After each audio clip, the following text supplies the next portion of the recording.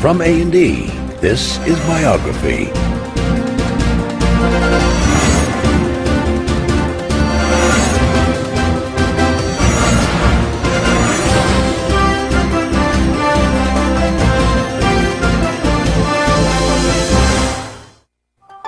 Microsoft founder Bill Gates is the rarest of corporate executives, ridiculed as a nerd while being feared as a bully.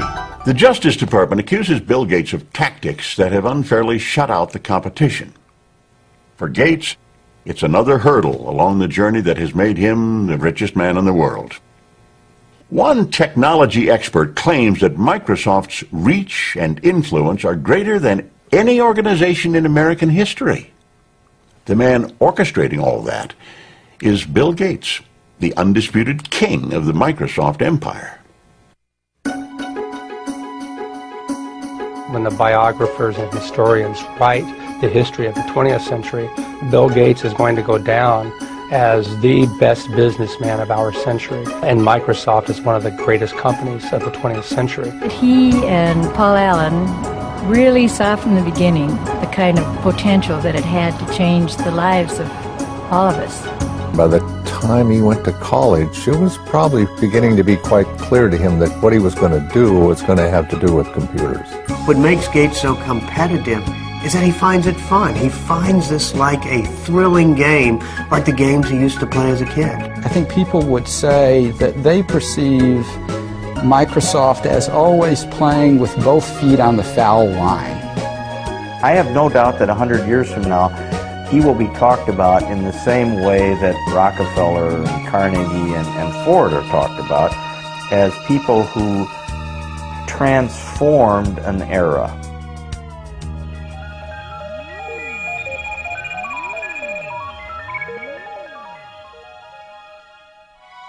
The values that shaped Bill Gates as one of the business titans of the 20th century go back to his roots in the great Northwest. Bill's great-grandfather, J.W. Maxwell, founded the First National Bank in Seattle. The Maxwells enjoyed their privileges and social position, but were never ostentatious about their wealth. Their son Willard, also a banker, and his wife Adele, who had a passion for playing cards, were among Seattle's top civic leaders. Their only child, Mary, was a lively, intelligent girl who made a name for herself as a student leader at the University of Washington. Athletic and outgoing, Mary Maxwell was sometimes referred to as Giggles. Her drive and energy struck everyone who came in contact with her. There tends to be a handful that is right at the core of the action. Mary was at the core of the action. Mary was unaffected, straightforward, charming, but immensely determined. It was at the university that Mary Maxwell met and fell in love with a quiet, scholarly young man, Bill Gates, Jr., who would go on to become one of Seattle's most prominent attorneys. When Bill and Mary wed in 1951, she decided to give up a career as a teacher to raise a family and devote time to charitable work. The first of the Gates' 3 children, Christy, was born in 1953. She was followed by a brother, Bill Gates III, born on October 28, 1955. He was given the nickname Trey. That derives from the fact that he was William H. Gates III, and the card players in the family think of anything with a 3 as being a Trey, so he became Trey. His mother had an extremely close relationship with Bill from the start. She even took him with her when she volunteered as a lecturer in Seattle schools. It wasn't long before her precocious son would read the World Book Encyclopedia from A to Z. We'd lose him sometime for hours at a time, and when I would ask, "What are you doing?" he'd say, "I'm thinking, Mother." Well, they say curiosity killed the cat, but it didn't kill Bill. Bill was curious. He was always eager to know more, and he had encouragement from his mom and dad. The Gates family prized competition, and young Bill loved testing his mettle in outdoor activities and indoor games. Among his favorite board games were Risk, in which the object is world domination, and the perennially popular Monopoly, where, with a bit of luck, anyone can become a tycoon. He was competitive in cards with his sister, races to see who could do jigsaw puzzles faster, ski racing, sailing, whatever. He wanted to do it well and as good as the other folks that he was with. Every summer, the Gates went off to their place on the Hood Canal called Cheerio.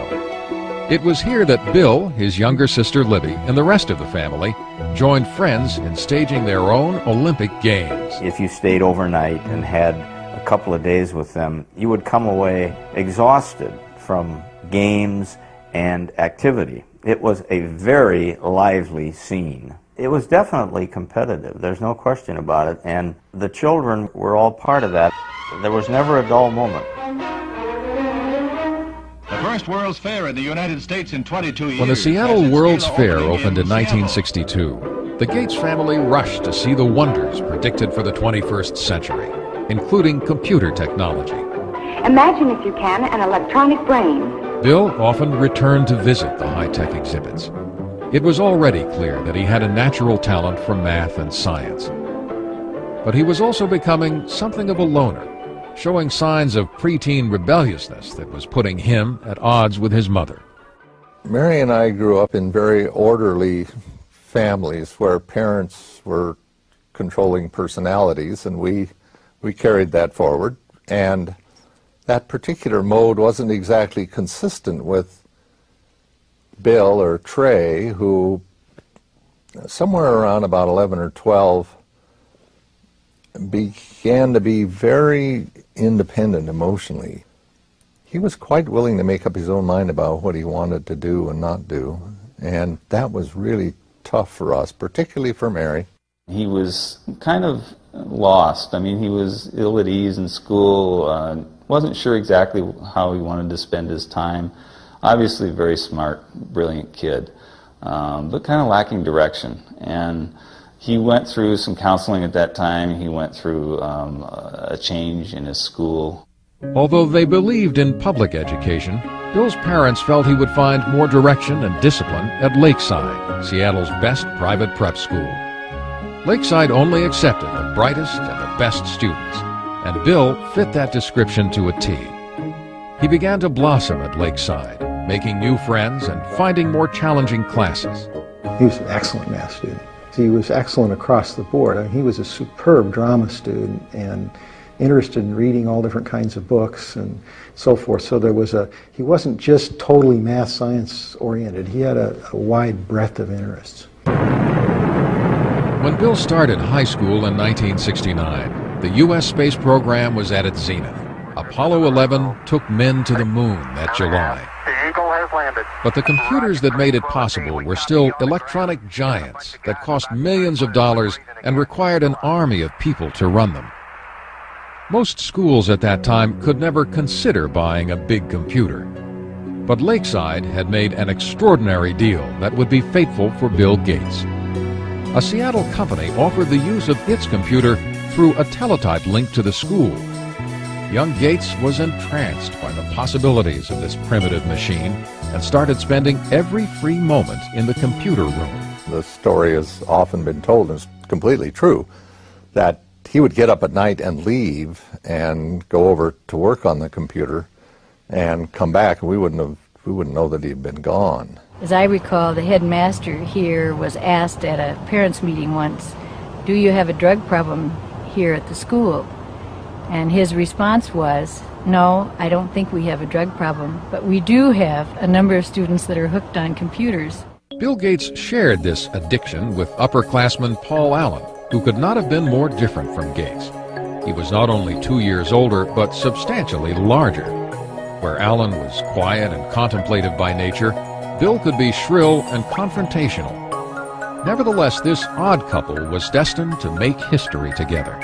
They bonded by writing software code together, and somewhat competitive, Paul Allen and Bill Gates.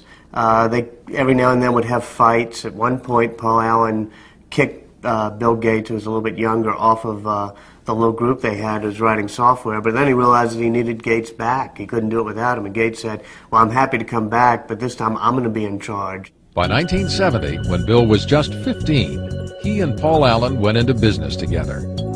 the two boys netted $20,000 with Trafo data, a computerized program they created to measure traffic flow in the Seattle area. Although Bill had the luxury of family money, he was determined from the start to make his own fortune. The father of one of Bill's boyhood friends said Bill always had a nose for the dollar.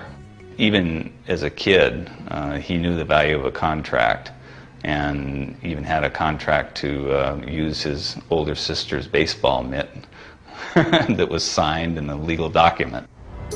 In the summer of 1972, at the age of 17, Bill went to Washington, D.C. to work as a Senate page. This exposure to politics and government would come in handy later on. Back home that fall, he took a leave of absence from school when he and Paul Allen got their first real jobs with a computer company. They began talking about starting their own company, but the Gates insisted that their son finish high school and attend college. His mother used to worry that he was socially awkward. Well, maybe he was, but he had other things on his mind, and he was not rude, he was not abrupt. He was marching to a different drummer. He's a genius, and he has a different agenda. Bill graduated from Lakeside in 1973, and his parents took great pride in his acceptance at Harvard University. But his destiny had already been set in motion, and it was computer-driven. In the fall of 1973, Bill Gates said goodbye to his family in Seattle and headed east to Cambridge, Massachusetts. As a freshman at Harvard, he thought briefly about preparing for a career in law, but no course of study ignited his imagination like his work with the computer. Bill was somebody who was always very determined to do what he was interested in doing. The things that he was less interested in, which often included his academic classes, he tended simply to coast and get by on talent. I remember there was a course in Introduction to Greek Literature where he'd really done, as best as I could tell, none of the work during the year. Stayed up all night the night before the exam, slept through part of the exam, and still got a B. It was not surprising that Gates fell asleep in an exam. Between classes and time spent at the Harvard Computer Center, he seemed to be on the go 24 hours a day. He was always very focused on whatever it was that he was doing. He could come into his room, not get undressed, just kind of lie down on his bed, which of course would be not made because he had never had time for that, and just fall asleep. Door open, fully clothed, lie down, sleep, and then when he's refreshed, boom, back up at it and whatever the next thing was. Bill paused long enough to make some lasting friendships at Harvard, but his social life was still not a priority. He dated only occasionally, with varying degrees of success. I interviewed several women who had dated Bill just briefly. One told me the very first question Bill asked her was, "What did you score on your SAT test?" You know, this is not exactly, you know, what a young woman wants to hear. For Bill Gates, though, he had scored a perfect 800 on his math portion of the SAT, and this was a matter of pride with him, and he wanted to make sure whoever he was dating, you know, had scored a pretty high grade. Bill did shine in math, but typically when he found that he was not the #1 math student at Harvard, he decided against becoming a mathematician. While he kept his academic options open, he picked up some new skills outside of class. Spent a great deal of time playing pinball, video games, and especially poker, which was something that we all did a lot of back in college. And you know, poker, of course, is a very competitive game, and in many ways, perhaps the best preparation for the business world that one could imagine. And yeah, Bill really turned himself from being a player whom people would take advantage of to a very good poker player. But it was Paul Allen, Bill's former schoolmate and business partner, who delivered Gates' biggest stroke of luck. Allen had moved to Boston from Seattle for a job. In December of 1974, he picked up a magazine in Harvard Square. The cover of Popular Electronics announced the arrival of the world's first mini-computer kit, the Altair 8800. He rushed to show it to Bill.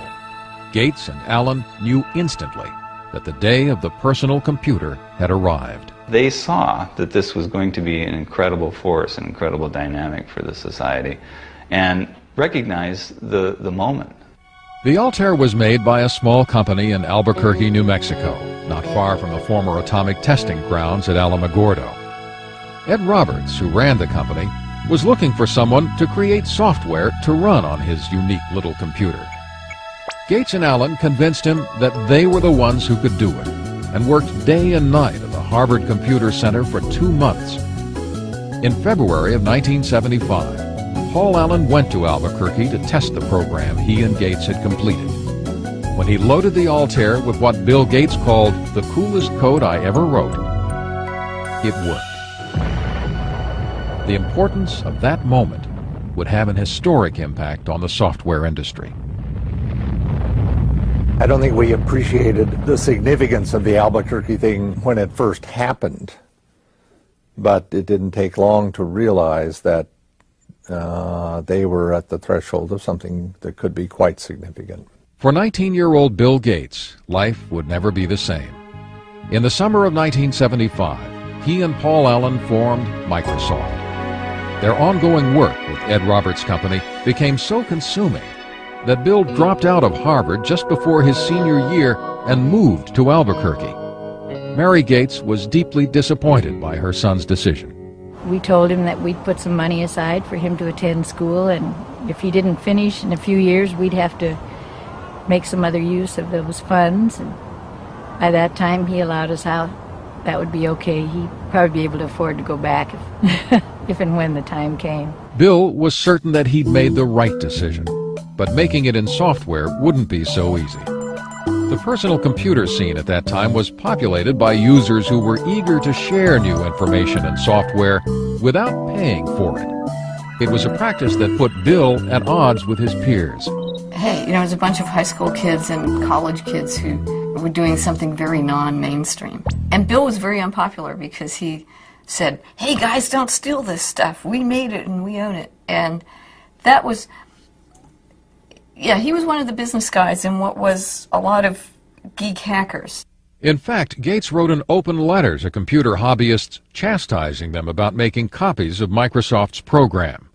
He stated, "As the majority of hobbyists must be aware, most of you steal your software.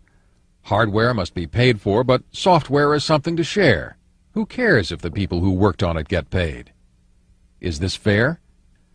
But those who have been reported to us may lose in the end."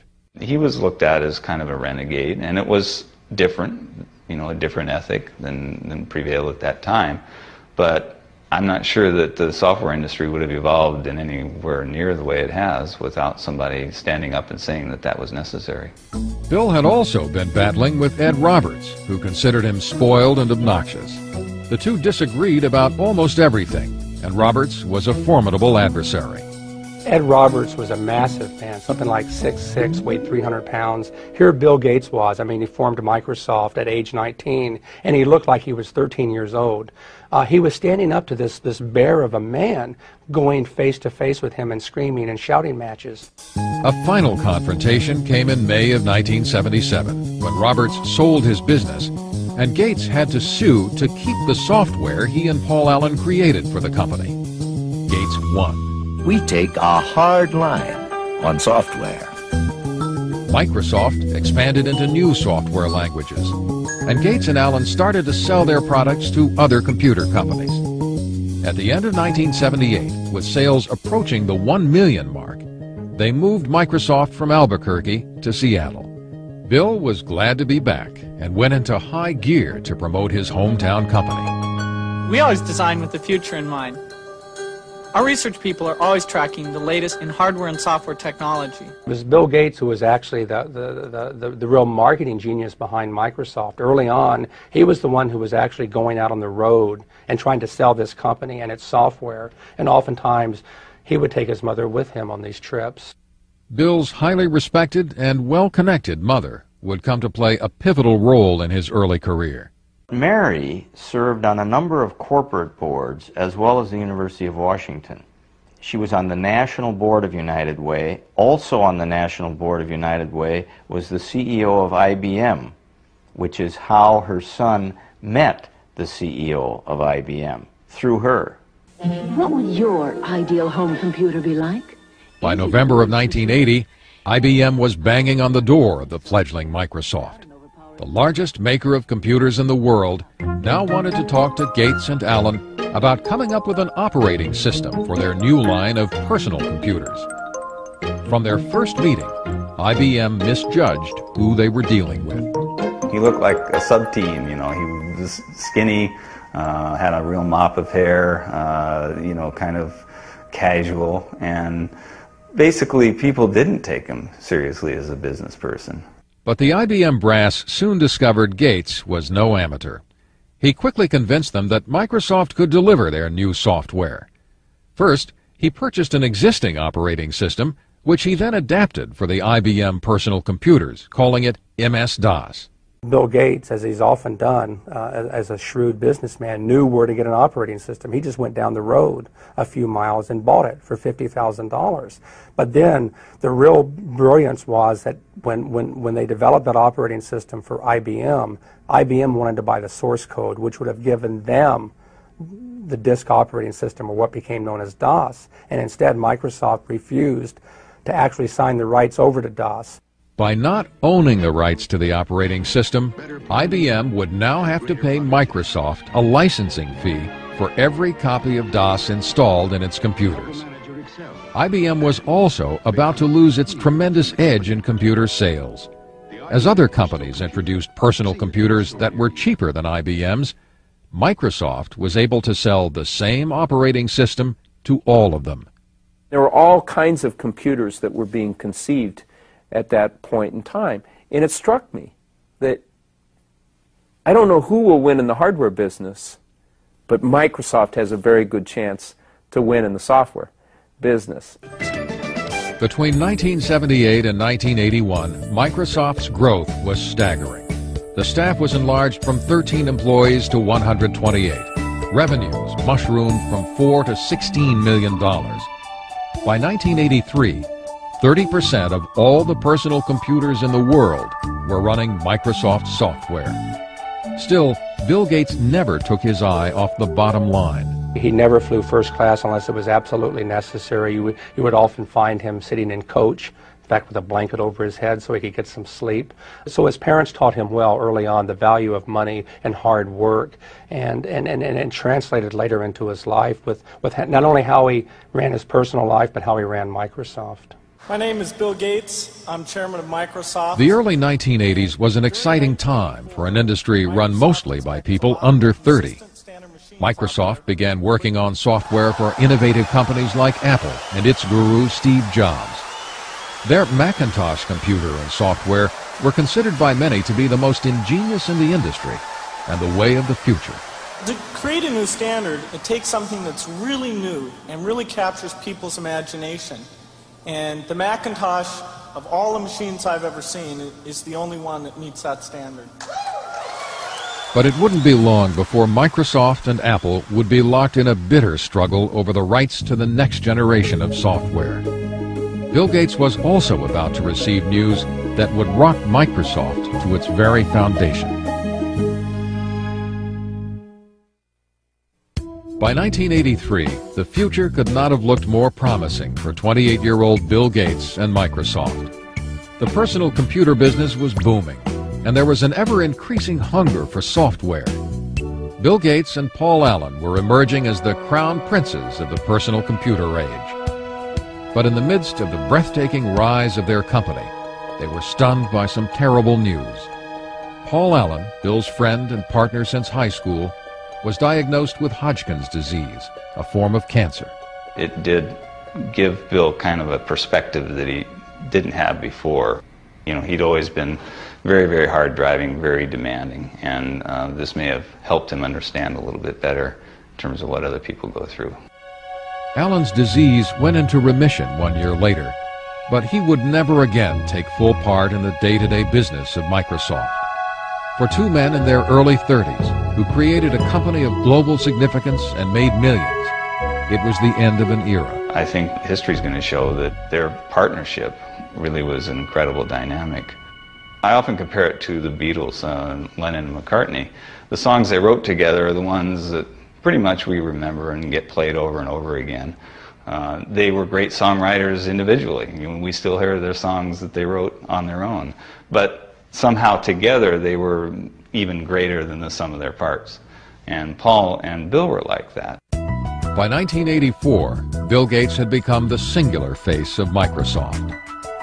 In April of that year, he was heralded by Time magazine as the quintessential representative of a new breed of businessman, one who understood both nuts and bolts technology and corporate strategy. When you work with Bill, you can see that in almost any meeting you're in or anything you're discussing, Bill instantly puts together a profile of all of the cases. What about this? What about this? What about this? What about this? What about this? He almost builds this checklist of everything that can possibly happen in his head in a very structured way, and then he runs through it. Protect mode file system, the super advanced file system. Microsoft was often referred to as a math camp, where Gates' demanding management style kept the creative process churning and sometimes set off heated confrontations. The early Gates would challenge just about anything. He'd call things the stupidest idea you'd ever heard. And part of it was to test, to see, well, okay, if you disagree, you've got to convince me that it's not the stupidest idea in the world. A constant challenging of ideas was required to stay on top in an ever-changing industry. Gates surrounded himself with a team that shared his relentless work ethic. Certainly when we are working to release a software product, we are sleepless in Seattle. There's a story about Bill from Miriam Lubau, his assistant. She was new to the company. She came in one morning and she didn't know if she should call police because there was this guy sleeping under a desk. But it turned out to be Bill. The effort was paying off. Microsoft posted more than $140 million in sales in 1985. But inevitably, running a company on a round-the-clock schedule took its toll on Bill's social life. He did manage to have one steady girlfriend in Jill Bennett. She told me that it was difficult maintaining a relationship with somebody who was working, 3 days straight without sleep. Oftentimes he would end up on her doorstep, half dead. In 1986, Gates introduced Microsoft Windows. It would become the company's signature program. Critics quickly noted that in its use of a mouse and icons, it bore more than a passing resemblance to the Apple Macintosh operating system, considered to be the most user-friendly. If you know how to point, you already know how to use it. Macintosh, the computer for the rest of us. Apple had given Gates full access to their technology while he was working on new software for the Macintosh computer.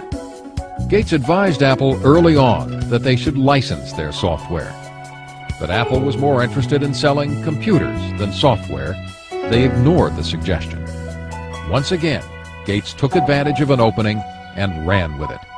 In this industry, we compete and we collaborate at the same time. Bill once had a conversation with me, says, I'm a competitor, so even though I'm a friend, don't tell me information that you don't want me to use against you, because I'm going to compete with you, and if you tell me something that's useful in competing, I'm going to use that information.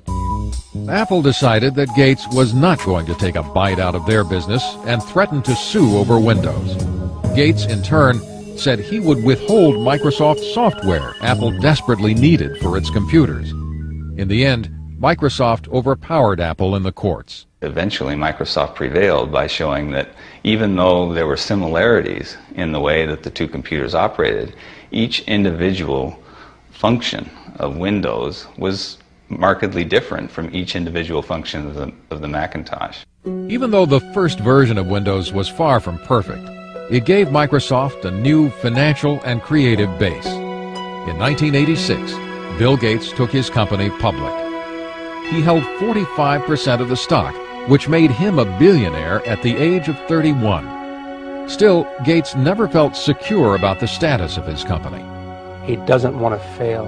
And when you have that kind of a fear, when you're always looking in your rearview mirror to see who might be, creeping up to do in Microsoft on a given day, it just consumes him, and it makes him certainly the most competitive human being in the personal computer industry. He's driven. It's white-hot intensity. Gates was also gaining a reputation for being ruthless, and some powerful forces began to line up against him. IBM was taking a closer look at the popularity of personal computers and had the punch to knock Microsoft out of business forever. By 1987, Bill Gates was certainly one of the youngest billionaires in the world, and Microsoft seemed to have an open field in providing software for personal computers. But he was about to face a serious crisis. Now that PCs had taken off, IBM chose to make a big push with its own operating system to replace DOS, which it licensed from Microsoft. It was called OS/2. We were concerned whether we could weather the storm, so to speak, especially given the fact that this was a big storm. IBM, a very powerful company, a lot of software people, a lot of cash, a lot of resolve to potentially put Microsoft out of the operating system business. Ironically, Microsoft played a role in developing OS/2, but Bill Gates was not about to abandon his own software. He decided to stake his company's future and his own reputation on the Windows software his team continued to upgrade, even if it meant losing IBM as his biggest customer. On May 22, 1990, Microsoft launched Windows 3.0. This new and improved version swiftly became a bestseller. Ultimately, OS/2 failed in the marketplace, leaving Microsoft with a virtual monopoly on operating systems for PCs. Now, the Federal Trade Commission began looking at claims that Gates was using this dominance in operating systems to cut off competition by cutting prices on Microsoft products. It seemed Microsoft's mild-mannered chairman was gaining a seek-and-destroy image. Bill Gates is not a brutal guy. He just needs to win. And he's willing to win, gracefully or non-gracefully. It doesn't matter. A win is still a win. Predatory pricing was not the only charge leveled at Microsoft. In 1993, the Justice Department began a new investigation. They examined complaints that Microsoft was charging computer makers a licensing fee based on the number of computers they sold, including those computers not running Microsoft software. They made computer manufacturers pay for the Microsoft software, whether it was installed on their computer or not. And as a result of that, they prevented competitors from entering the market. The Justice Department has charged Microsoft, the world's largest software company, with using unfair marketing and contracting practices. In July of 1994, Microsoft agreed to stop charging the fees in question, and the Justice Department dropped the case. Gates would never admit that Microsoft had a monopoly and maintained he was simply providing better software at lower prices. I mean, we're not like an alligator. We don't go around and eat things. I mean, we come out with these little boxes, these nice little software packages, and you stick them in your computer, and you either have fun using it, and it helps you get things done, or not. But it wasn't that simple for investors. The government probes and the fights with IBM and Apple caused the value of Microsoft's stock to drop. There was now more pressure than ever to turn out the next version of Windows. Gates found some inventive ways to release the tension. He appeared in commercials for his company with Microsoft Top Gun Steve Ballmer. He sometimes made dramatic entrances to tout his company at software conventions, once arriving as Star Trek's Mr. Spock. Gates also instituted the micro games. This hodgepodge competition among the Microsofties is very reminiscent of the games he played as a child at the Hood Canal. It was like summer camp for adults. We'd all go to his house, and he would spend months figuring out what the various games would be, and he would be sort of the master of ceremonies. He'd form us into teams, very carefully figuring out the dynamics of the teams and how we might all interact. And then we would have to do these like summer camp games. And I met Melinda first at one of those micro games. Melinda was 28-year-old Melinda French, a Duke graduate with an MBA. She'd been working as an executive at Microsoft for several years.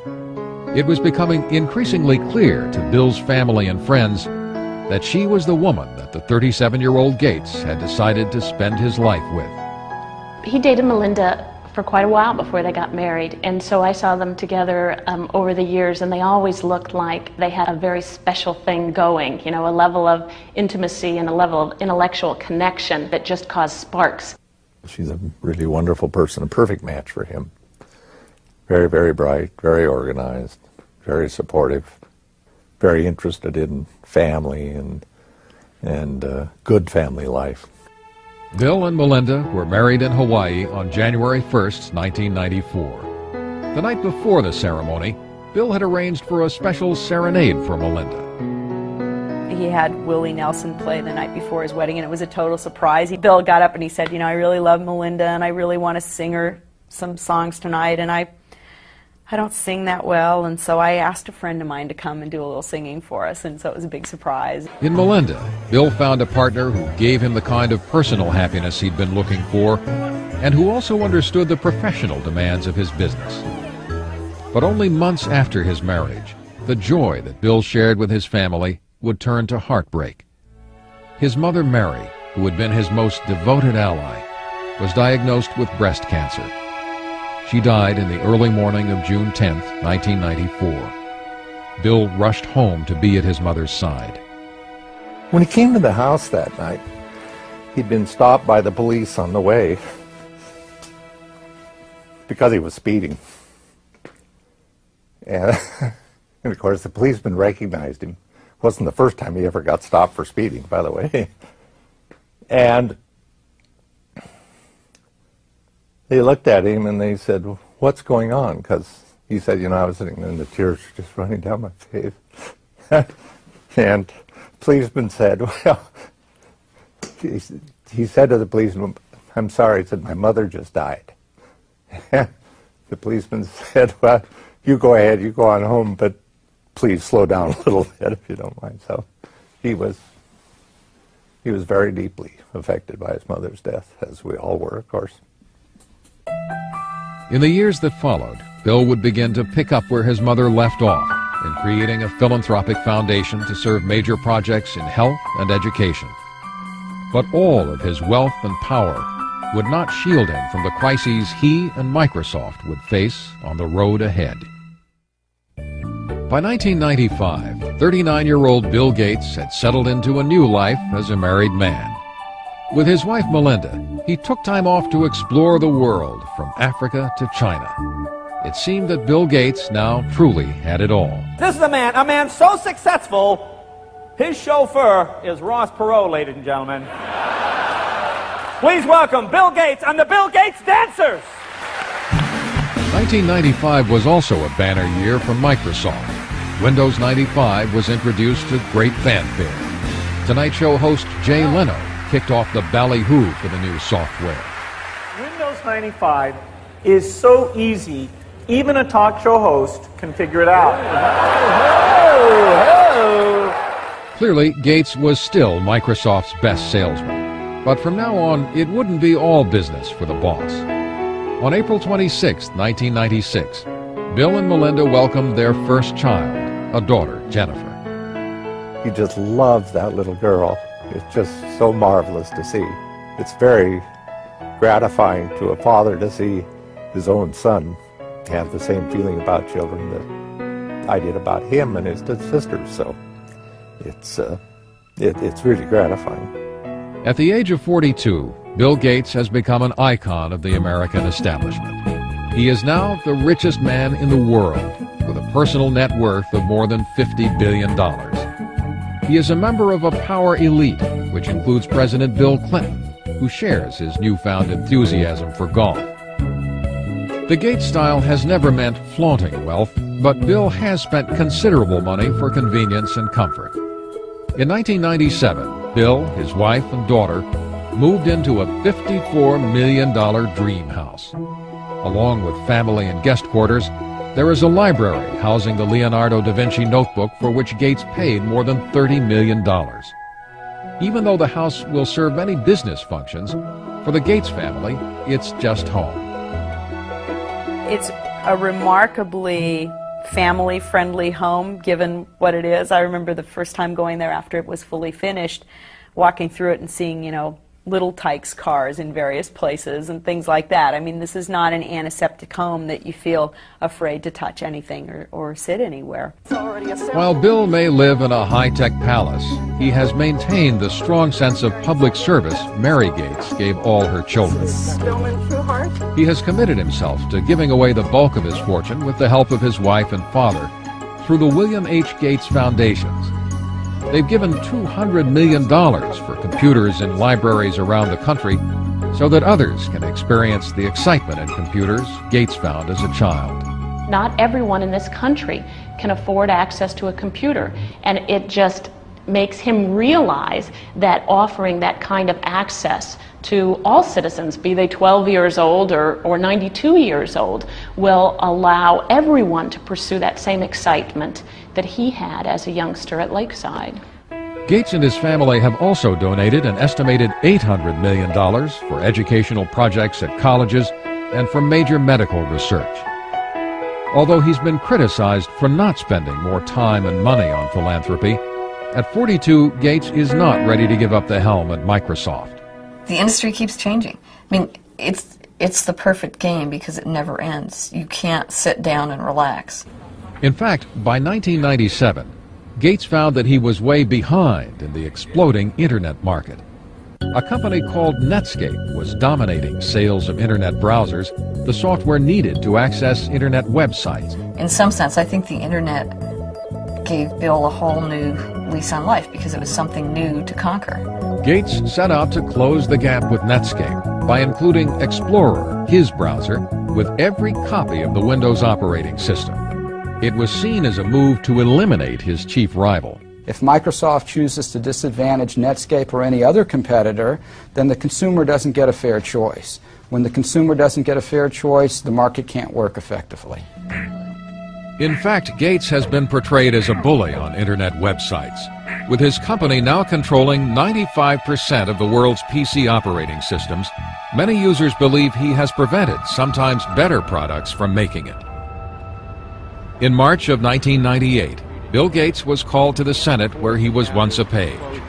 Again, he was charged with running an illegal monopoly. In the electronic marketplace, Microsoft has the power today to exercise predatory and exclusionary control over the very means by which we access this Internet. It's a lot like General Motors having the ability to dictate what type of gasoline you put in your car, or what interstate you can drive on, or even how you get on the interstate. In spite of these accusations, Gates was about to win an important decision. An earlier injunction preventing Microsoft from giving away his Internet Explorer with Windows 98 was revoked. But Gates was still not out of the woods. In May of 1998, the Justice Department and 20 states filed an antitrust suit against Microsoft. The legal entanglements may take years to unravel, and the ongoing investigation has taken its toll on the youthful chairman of Microsoft. I think it's been a real punch to the gut for Bill. I've seen him be very emotional and depressed about this, just as I would be. I mean, I've been audited once, and that was pretty awful, and I can imagine this is a lot worse than an IRS audit. Gates may be wounded by the attacks made on him and Microsoft, but his business is still robust, and his customers keep coming back. Looking to the future, he has begun to take his company into new territory. In 1996, he ventured into television for the first time with the 24-hour cable news channel MSNBC. Gates has also begun exploring the use of computer technology and entertainment with Hollywood moguls like Steven Spielberg. But he keeps coming back to his first love, software, with all of its infinite possibilities. Bill Gates is still the competitor he always was. Whether he'll be remembered as a robber baron or the guy who simply built a better mousetrap, no one can deny the lasting impact his life has had on our time. When the biographers and historians write the history of the 20th century, Bill Gates is going to go down as the best businessman of our century, and Microsoft is one of the greatest companies of the 20th century. It's remarkable what this company has managed to do in so short a time. This is one of the great success stories of the 20th century.